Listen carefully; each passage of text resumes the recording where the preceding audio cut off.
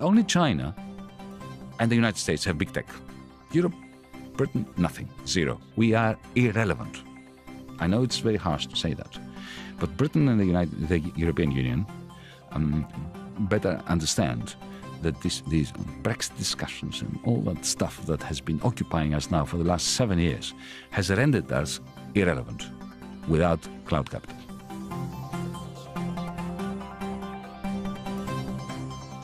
Hello and welcome to Ways to Change the World. I'm Krishnan Gurumurthy, and this is the podcast in which we talk to extraordinary people about the big ideas in their lives and the events that have helped shape them. My guest this week is the Greek economist Yanis Varoufakis. He was, briefly, in 2015, the Greek finance minister during the height of the debt crisis. He has been involved in electoral politics in his own country. He has campaigned around Brexit and been very involved with the Labour Party in this country. But he recently lost his parliamentary seat himself. He is the author of many books, and his latest is called Tecnofeudalism: What Killed Capitalism? Thank you very much indeed for joining us. Thank you for having me. Let's go through this very simply. I mean, first of all, feudalism. By feudalism, I imagine medieval peasants who are effectively forced to live on the land of their lords and masters. They give him a slice of their produce or their income, yes, and they are basically bound to him and have no freedom. Is that what you mean by feudalism? That's what we mean by feudalism, but not by technofeudalism. So what is technofeudalism? I'm glad you started with feudalism, because the great transformation which has created the modern world was the one from feudalism to capitalism. As you correctly put it, feudalism was a socio-economic system predicated upon land and land ownership. So the aristocracy owned the land, it got a lot of economic, social, political power. It was all one thing back then. There was no distinction. If you had political power, you had economic power, unlike under capitalism.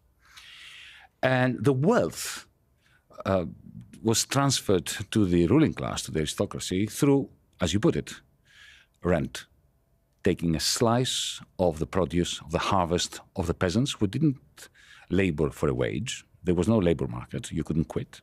You didn't receive a wage. You just kept that which the landlord or the sheriff operating on the landlord's behalf would leave behind after the harvest was in. Then you had a fantastic transformation, the great transformation, as Karl Polanyi put it, from feudalism to capitalism. Power shifted from those who owned land to those who owned the machines, the steam engines, the factories, the steamships, the telegraphs, the later on electrical power generating systems. And wealth came from accumulation not of rents, but of profits. So you had commodification of land. Suddenly land became a commodity when the enclosures chucked out of the land the peasants and replaced them with sheep, if you remember. Of course you remember. And this is the beginning of the modern world, of modernity as we know it. Now, what am I saying with technofeudalism? I'm saying that capital triumphed so magnificently that it mutated. It created a mutant version of it, which I call cloud capital. So what is the difference between cloud capital and normal capital? Take an industrial robot. That's traditional capital. It's very snazzy, it's very technologically advanced, it moves its own, it's got electronics in it, software and all that. But it does more or less the same job that the steam engine did. It automates production in the factory. Cloud capital is this network of machines and software which allows us to talk to one another, big tech. My hypothesis is that this new version of capital, cloud capital, is a very different beast from industrial robots and steam engines. And anyone who owns it owns effectively a new form of digital land. Think of Amazon.com. It's like a cloud thief. It's a thief that lives in the cloud, effectively on a bed of cloud capital, which allows the new lord, Jeff Bezos, or whoever owns that particular piece of digital land, to charge rents. Because Jeff Bezos doesn't produce anything that you buy on Amazon, same with the owners of Alibaba and so on. What they do, however, is they charge 40%. Think about it, 40% is a gigantic rent on the price of everything that is sold to you on Amazon.com. Now, this is not a theoretical point. My point, the point I'm trying to make in the book, is that this is a great transformation, which, if you put your mind to it, it explains the reason why we have so much anxiety in the world. We have this polycrisis. The crisis of today is nothing like the crisis of the 1970s, even the cost of living crisis. The inflation we have today bears no resemblance to the inflation that we experienced in the 1970s. You had a period of deflation, a period of inflation. You have this gigantic disconnect between the amount of money in the economy. We never had so much money as we have now, globally speaking, across the West or the whole world. And yet investment is at the lowest level in proportion to how much money there is in the economy. And I do believe the answer lies in this fantastic transformation, very violent transformation of a world from capitalism to something that I call Tecnofeudalism, which is, of course, based on enormous quantities of capital, unlike the older version of feudalism that you described. So there's a lot to unpack there. So in terms of the analogy of rent and who are the serfs? Are the serfs all of us, or are they? Who is paying the rent? Is it the makers of the goods that Amazon is selling, or what? The rents themselves are paid by the capitalists. So if you're producing a bicycle or a book and you sell it through Amazon, through Alibaba, through a myriad of such platforms, now doing amazing business in Indonesia, in Africa. It's not just a Western phenomenon, right? Of course, in China. If you are producing stuff, material goods or services or movies, you sell them through that kind of cloud feed and you pay rent. For the very first time in the history of humanity, capital is being produced or reproduced by people who are not being paid as wage laborers. So every time you post a review on Amazon, you walk around London or drive around London with your phone, and the phone is pinging Google Maps where you are. And producing data. So Google Maps becomes more valuable because it can predict congestion. So you are contributing to the capital of these large conglomerates without being a paid laborer.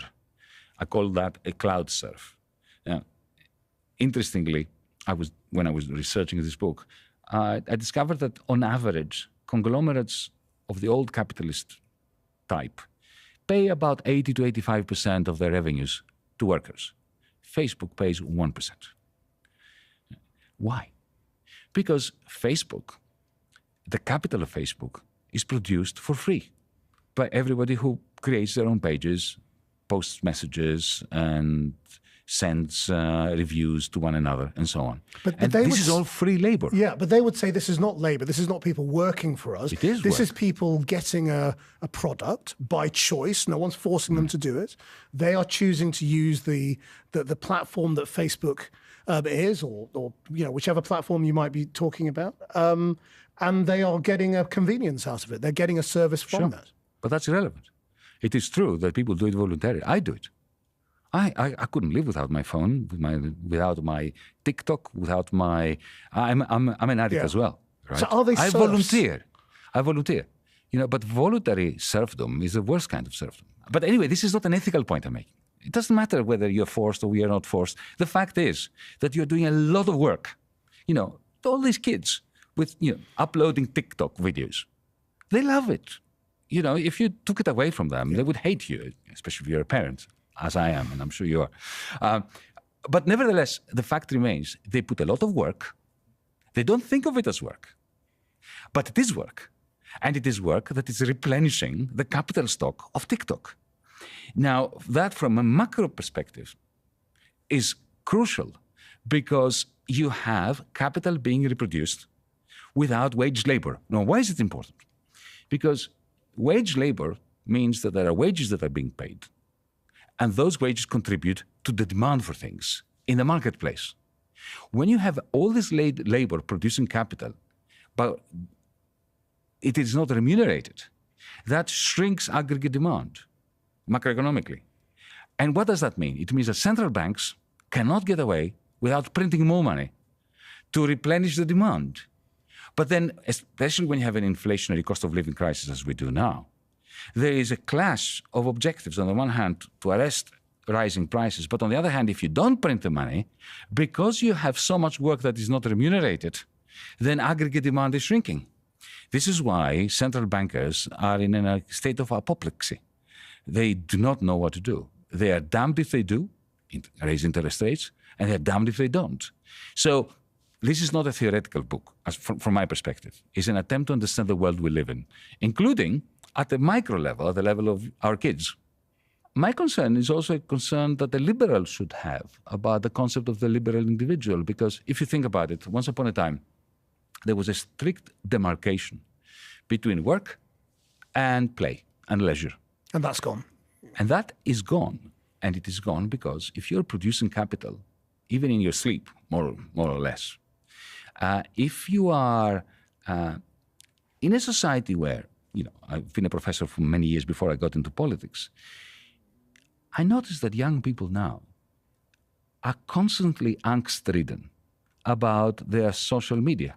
Why? Because they know that when they apply for a job, the interviewing panel will look at their social media. So they are constantly trying to create the self which they think is going to sell in the labor market. Now, this is all happening subconsciously and voluntarily, but it means that there is no autonomy of the liberal individual anymore. It also means that we can have no social democracy. The social democratic parties are bunk. So you think in reality it is not really possible to opt out of all of this and just say, I'm not doing it? It's possible, but you have to become a neo-Luddite. You've got to switch off the phone, get an old Nokia that cannot connect to the internet. I know people who do that. But it's not an escape route for society. It may be an escape route for the individual, but it can't be an escape route for humanity. So why is this something that replaces capitalism rather than is just part of it? It depends on how you define capitalism. My definition of capitalism is a system that has two pillars. One is markets. Unlike feudalism, when we shifted from feudalism to capitalism, markets did all the work in terms of coordinating human activities. Everything is either sold through a market or purchased at a marketplace. So markets, one pillar of capitalism. The second is profits. What lubricates capitalism, what makes capitalism grow and continue and all that is profit making. If I'm right with my hypothesis in Tecnofeudalism, both are now gone. They're sideshows. Of course there is profit. The profit motive is everywhere. Of course there are markets everywhere. But they are optional now. Jeff Bezos does not make his money out of profits. He collects rents. Isn't that the same thing? No. It's exactly the opposite. The reason why capitalism was such a major advancement or such a revolutionary change from feudalism was because of the shift from rents that were collected for no productive effort and for no entrepreneurial activity of the aristocrats to profits. Jeff Bezos is, of course, a brilliant entrepreneur in creating this digital landscape over which he has monopoly property rights, which he uses to collect the rents. So that is macroeconomically very significant because of the depressing effect on aggregate demand, which is then replaced by central bank money. And it's also hugely significant from the perspective of your question.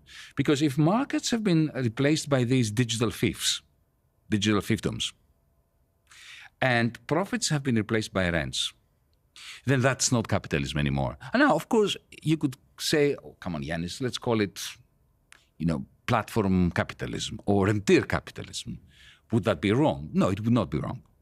In the same way, however, that it wouldn't be wrong for Adam Smith not to refer to the new capitalist system as capitalist, but to refer to it as an industrial, profit-driven feudalism.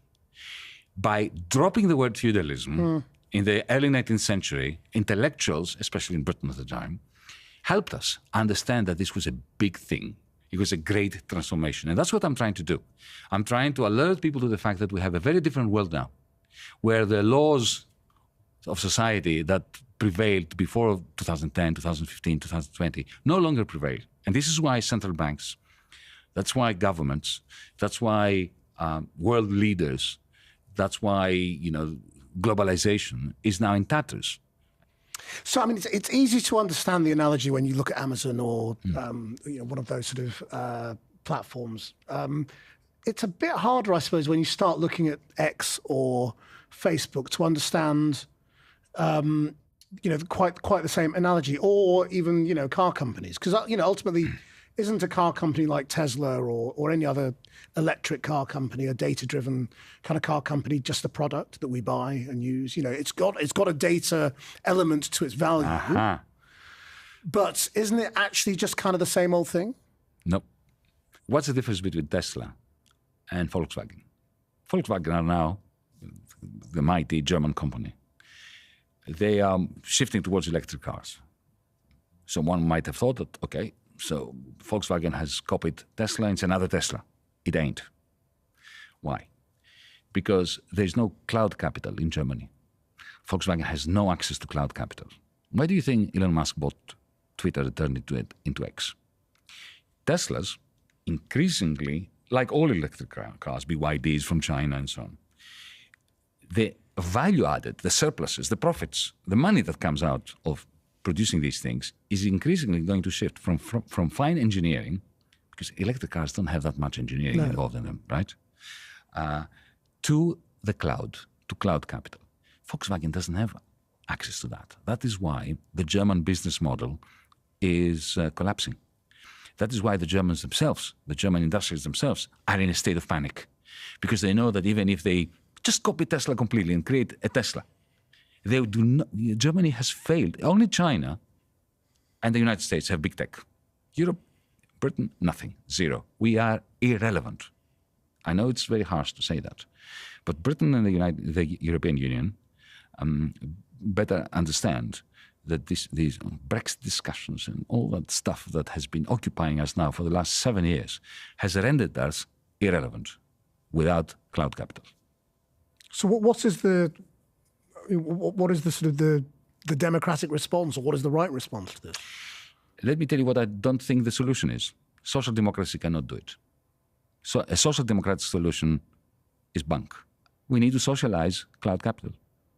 Cloud capital must be socialized. In other words, it must belong to the people who actually produce it. And Jeff Bezos is not the one who's producing it. How? Let me give you a couple of examples, because this is a very, very long conversation in itself. Imagine that we changed corporate law such that every employee gets one share the moment they are employed.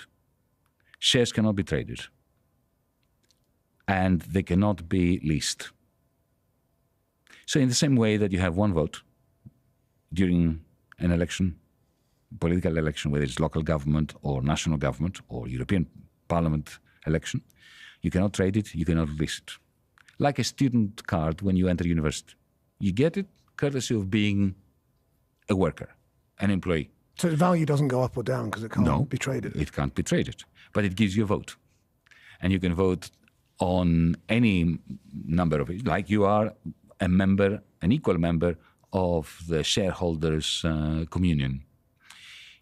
Imagine how that would change the world. A real overnight. Shareholder democracy. It's a real shareholder, right. Exactly. So democracy is extended to the corporation. It doesn't mean that the state has taken over the companies. It's a completely market-based system still, except you drop two markets. The two really problematic markets under capitalism and now Tecnofeudalism. The share market, because you can't buy and sell shares, so it goes. You don't even need to buy it. It simply shrivels and dies. And secondly, the labor market. Because suddenly there's no difference between being a worker and being an owner. So there's no difference between profit and wages. So I worked for a company like that in Washington State in the United States 10 years ago. It was fascinating to watch it work. A very successful company comprising 350 employees with $1.2 billion turnover a year.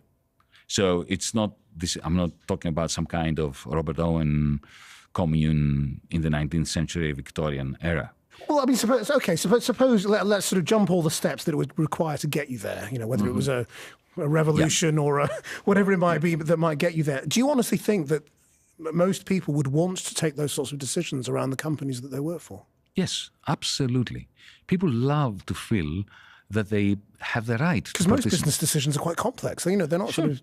But you see, that's why that experience of mine, that company, was important, because it wasn't compulsory to participate in every vote.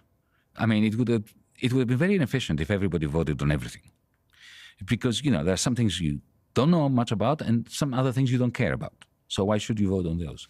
But the way we were doing it was that, you know, you had the right to vote. There was a social contract, an implicit convention, a kind, you know, of ethical standard amongst us, that you would only vote for things that you put some work into becoming informed about. You had permanent access to intranet meetings when, for instance, you know, I wanted to employ a graphic designer. So in the context of this horizontal decision-making, I put out a message to colleagues and said, you know, who thinks we should employ another graphic designer, an extra one, and who wants to form a search committee with me? And 3 or 4 people did. And then we interviewed people, and it was video streamed, live streamed, for anybody who cared to find out how these candidates were doing. And the idea was that at the end of the day, when those interviews were finished, those who actually, you know, participated in the process, even simply by watching the interviews, would vote, and the rest would abstain if they hadn't had the opportunity to form an opinion. It actually worked really very nicely, and that way, you know, people feel motivated to participate where they think they can help, and it is a far better management system than the top-down thing. I mean, let's talk about your own experience of politics and elected politics. I mean, we should really start at 2015 briefly. I mean, you know, in terms of sort of, you suddenly have this huge amount of power in a sort of a crisis government, seemingly. No, I was the most powerless politician in the history of Europe. Because remember, I was the finance minister of the most bankrupt state in the world. So that the only power you have is the power to veto loans that are being thrown your way.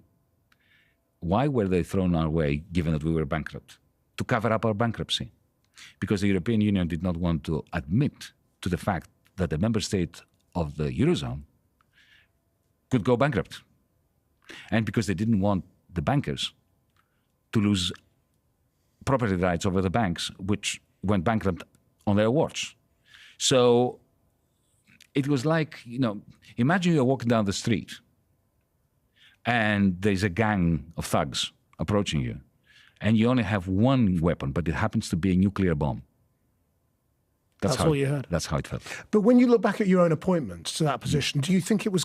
I mean, do you think it was kind of wrong? You know, that was it sort of crony democracy in a way? You know, did you get this job because you were friends with? No, exactly the opposite. The one thing I'm proud of was that this was not one of those cases. I was not a politician. I had become known because I was warning Greek governments, without wanting ever to be part of the political scene. I was warning that Greece had gone bankrupt. Please, please, please, do not make the mistake of thinking that the solution is another huge loan on conditions of austerity that will deplete further our capacity to repay our debts. So I was elected because at some point the people of Greece had enough of this extending and pretending, of one loan coming after the next, cover up our bankruptcy under conditions that were destroying the lives of 90% of the population, and sending 1 million out of 10% of the population, the young and the best educated, abroad to migrate. I mean, London is full of them, right? So that was a brief moment when democracy worked. I'm not saying this because I was the one that was elected, but because I think that it is clear that the system, the media star system, loathed me. The powers that be generally did not like my message. They don't like a finance minister saying that we're bankrupt and then embrace our bankruptcy instead of pretending that we can cover it up through loans. And I knew it was going to be a massive struggle. I thought there was a chance, a 20 to 30% probability of success if we stuck together. And by that I mean if the Prime Minister and I stuck together. The Prime Minister and I didn't stick together because our opponents, the creditors who were insisting on more predatory loans, managed to drive a wedge between us. And in the end, they won him over and he decided to surrender and take the loan, and I left. Yeah. What do you think has sort of gone wrong more recently for you in terms of sort of electoral politics? You know, you tried to sort of start a movement. It's just largely been rejected now, hasn't it? Yes, so, absolutely. Why? We are the great losers. But both Tsipras, my former comrade and prime minister, and I, we are both the big losers. This reason is, I think, quite straightforward. When it comes to these matters, I think the simplest explanation is the best. It's Occam's razor. In 2015, we managed to convince 62% of the population, who were not left-wing, to believe in us, to rise up against every television channel, every oligarchic Rupert Murdoch-like newspaper, all the banks, the European Central Bank, the International Monetary Fund, the European Commission, the whole system. The people, 62% of the population, backed us. We raised their expectations that we would be able to deliver them from this permanent debt bondage. And we failed. We failed. You know, voters out there, after a while, don't care whose fault it was. At some point, they said, you know, go away. You made us hope. That hope was betrayed. We don't care how and why. Go away. We'll go back to the sad politics of voting for the political leader or the party that will perpetuate our debt bondage, but at least it will give us something, you know, because we don't want to think about the crisis anymore. You know, the reason why our party, Mera25, my party, tanked was because we kept trying to tell people what we thought was the truth. So do you think that, because we talk a lot about the need for truth in politics now, especially after the era of the populists. What do you offer people, truth or hope? Well, the question is, well, I mean, you know, are you basically saying people can't handle the truth? No. People had enough. You know, people who rose up, trusted you, gave you 62% of the vote, and saw nothing come out of us. They say, can you please go away? We know what the truth is. They don't want lies. They just don't want to hear from you, especially after you've been spat out by the system, to keep telling them things which they know to be true, which are painful, but which do not lead to the answer, so what do we do tomorrow? Yeah. Do you think that's why Labour doesn't talk about going back into the European Union? My view of this Labour Party is rather dim and grim. Keir Starmer has zero credibility with anyone. He ran under the banner of Jeremy Corbyn, supposedly trying to make Jeremy, who's a personal friend of mine, full disclosure here, Prime Minister. Then he ran for the leadership of the Labour Party, saying that he will retain the 2019 manifesto intact and he will fight for its implementation. Then he ditches that manifesto. He promises that he's not going to revisit Brexit. Now he talks about, effectively, the Norway solution, bringing Britain back to the single market. By the way, I campaigned... Actually, no, he says that's not an option. He says that's not even... there's no case for it. He says, but at the same time, he says that he's going to maintain the alignment with the single market. Why would you ever do that unless you want to rejoin the single market? So he has absolutely zero credibility. But right now, I mean, Keir Starmer's way ahead in the polls. It does look like he's going to be the next Prime Minister as things stand. And that may be because of your previous answer, which is that people may just be sick of this government. They've had enough. You know, they didn't deliver in their terms. Yeah. So you get rid of them and you try something else. So does it really matter whether you find him trustworthy or credible or whatever? He's probably going to be in power, isn't he? Of course it doesn't matter what I think. But, you know, does that analysis matter? No, but you see, it doesn't matter whether he becomes Prime Minister or not, because he's going... I mean, he's not going to have power anyway, is what he's not saying. going to have power. He doesn't have a spine either. So Sunak is spineless. Look at HS2. I mean, it is pathetic now that they're talking about stopping it at Birmingham. Next, they will stop it at Watford, right? You might as well not do it if you're not going to do it. And so he's spineless. He's crumbling under the pressure, the budget pressure. But so is Keir Starmer. If you can't come up with credible policies that you will stick to unless something cataclysmic takes place, then it really doesn't matter whether Sunak or Keir Starmer is in power. This is the greatest defeat of democracy. It doesn't matter whether Sunak or Starmer is in power. Because they're not in power anyway, they're in government. So let's come back to technofeudalism then. I mean, you've cited some examples of AI as very exciting. So what does AI do to technofeudalism? Does it sort of eat it? Or do the sort of the feudal kings of the techno world? One thing, remember, artificial intelligence was not born yesterday. The algorithms that allowed Google to search the net for you, they're species of artificial intelligence. Now what we have is these large language models which take AI to a higher level. But cloud capital is based on artificial intelligence. So it's one thing, it's not something else, which is part of technofeudalism. It's simply turbocharging technofeudalism. But so that this is not too abstract a conversation, so let me give you a vision of how I would like cloud capital to work. Imagine you wanted to hail a cab or to go somewhere in London, right?